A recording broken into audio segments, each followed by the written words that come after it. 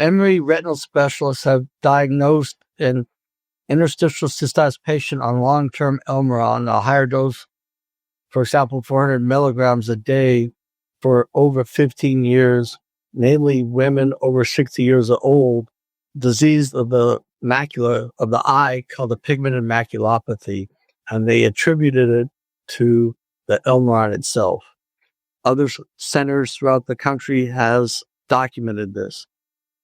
There's been studies evaluating over several 100,000 patients with interstitial cystitis, and other studies have shown that there really isn't a significant difference on patients taking Elmiron versus not taking Elmiron with different maculopathies on the eye.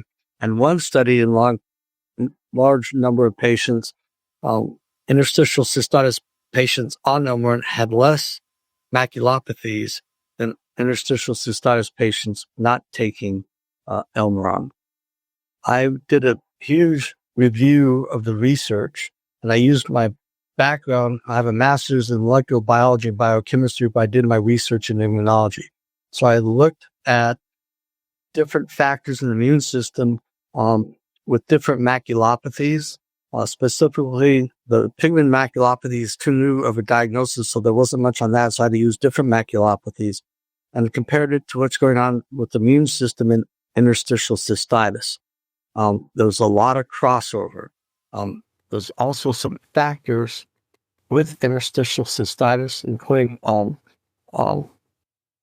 toxic cations and the defective protective protein of the urine called horsefall protein.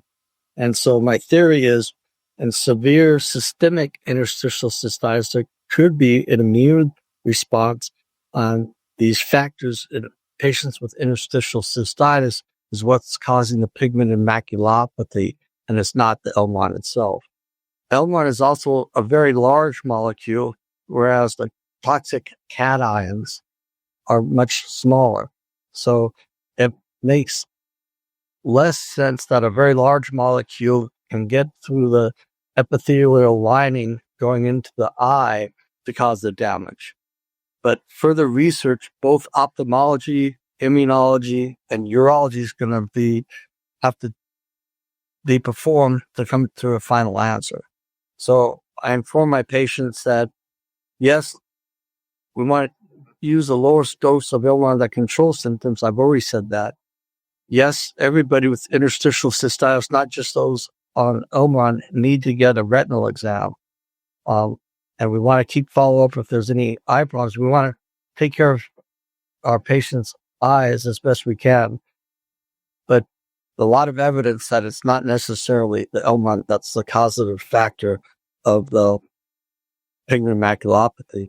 There was also an article I referenced in my article written by a retinal specialist that said the special Bradford-Hill special criteria showed that there was not causation between Elmiron and the pigment and maculopathy.